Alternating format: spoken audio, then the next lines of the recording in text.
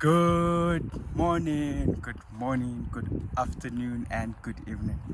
I hope that you're good where you are, guys. And as we always do, we greet you according to the time that you're going to be listening to this episode, right? So I really hope that you're good where you are. And I hope as well that the blessings of the Lord are upon your life. And I hope as well, guys, that as you listen to these messages, I hope they're able to transform your life. And I hope as well that, they're able to put a positive impact on your life, right? Now, today we're going to be talking about something very interesting, right? Today we're going to be talking about the power of small beginnings, right? That is what we're going to be talking about. The power of small beginnings. But what are small beginnings? But is there even a thing called small beginnings, or a beginning is a beginning, right? Now, before we get excited, that is what we're going to be talking about today, right? That is what we're going to be talking about today.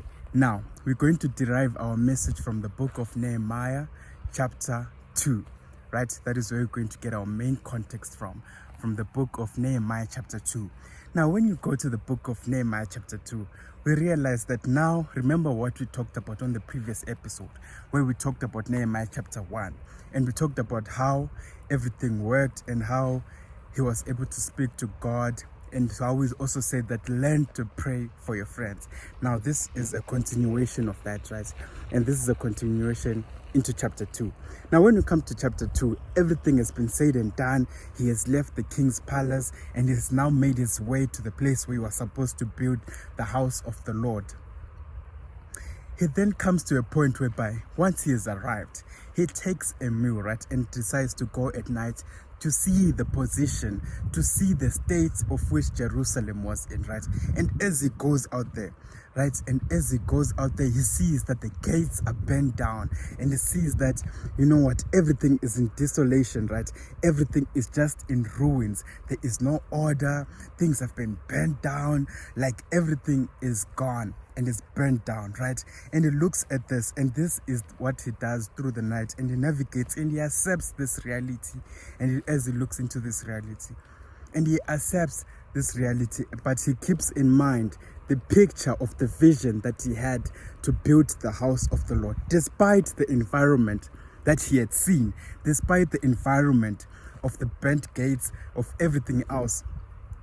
He is able to know the vision that God had instilled in him, to remember, build me my house, right? This is what he has in his mind. So this does not stop him, right? So he then goes back and tells the other people, you know what, this is what we're going to do. We're going to do we're going to build the house of the Lord, and we are going to do it in this manner, and we're going to use these resources and all of that. Now, other people then come to him and they start to mock him and they laugh at him. And he looks at them and says, you know what, guys, you have no portion in this thing that is going on. Even though you are laughing at us, remember, it is God who's going to make us to be successful. These other people were looking at the environment that he was about to start in, right? And they were looking at these burnt gates, and they were looking at this desolation and ruins that were all over. And they look at him and they laugh and they say, you know what? You're not going to succeed. And in turn, he says, you know what? You have no portion in all of this, but God is the one that is going to make us to succeed. Guys, go and read chapter 2 of Nehemiah, right? Go and read it, right? So now, the message I want to bring to you today is that the power of small beginnings, right? The power of small beginnings, even though the environment was not ideal for Nehemiah to begin the process of building the house of the Lord, even though the environment had these burnt gates and everything was in ruins, this did not stop him, right? He still knew what he wanted to accomplish, right? And this is a message I want to bring to you today, guys. Know what you want to accomplish before you start.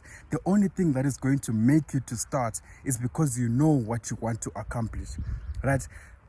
You can have everything, all the resources that you need, but if you don't know what you want to accomplish in the end, you are not going to begin. But having the mentality and having the vision of what you want to accomplish, you are going to begin the process. Even though the beginning point or the start point might be in ruins and might show desolation and all of that, even though all of that can happen, you are going to have a vision of where you want to go right now. Let's keep walking.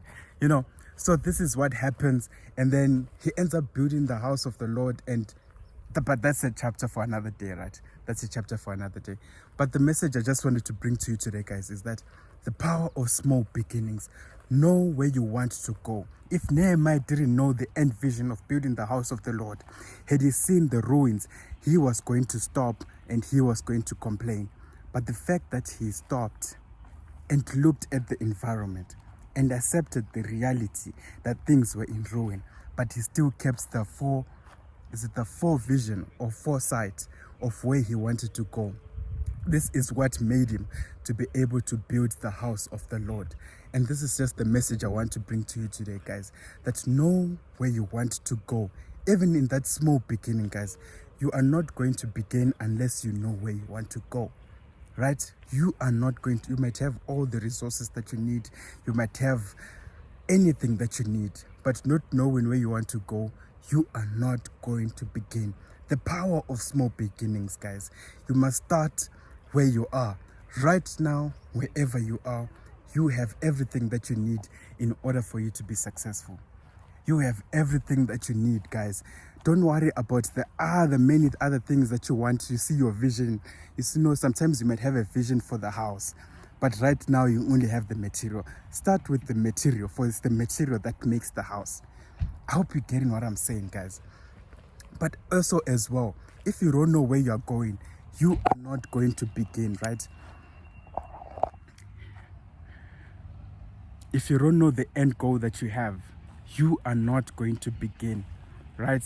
And this is just a message I wanted to bring to you today, guys, that have a vision, have a foresight of where you want to go. For this is the only thing that is going to allow you to begin your journey. This is the only thing that is going to keep you going as well, knowing where you want to go.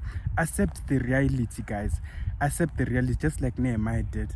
He looked at his environment and he saw that, we have burnt gates, everything is in ruins, but I know where I want to go. And that is just the message I want to bring to you today. Know where you want to go, and also the power of small beginnings. But as well, guys, you cannot begin unless you know where you are going. Can I repeat that? You cannot begin unless you know where you are going. It is the foresight that makes you to begin. When the children of Israel left Canaan, the only thing that led them to leave was because of the foresight. When they left Egypt, when they left Egypt, the only thing that made them to leave was because they had the foresight of where they were going, which was Canaan. If they had no foresight of where they were going, they were not going to leave Egypt. For what reason are they leaving Egypt? To go where? You see, guys, so the only thing that will make you to go, and vision comes from God, guys. Vision comes from God. If you also don't know where you're going, remember, ask God and He will show you. He will show you, guys. For He says, if you ask me for anything in my name, I will give you. Right? But we don't want to divert and go to many other things. I just wanted you to keep in mind that, remember, the power of small beginnings. Begin where you are. Don't look at other people. Look at your own self. Begin where you are. Right?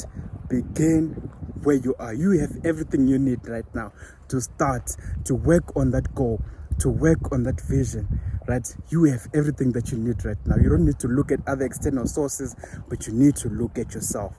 Right? And remember, you cannot begin unless you know where you're going.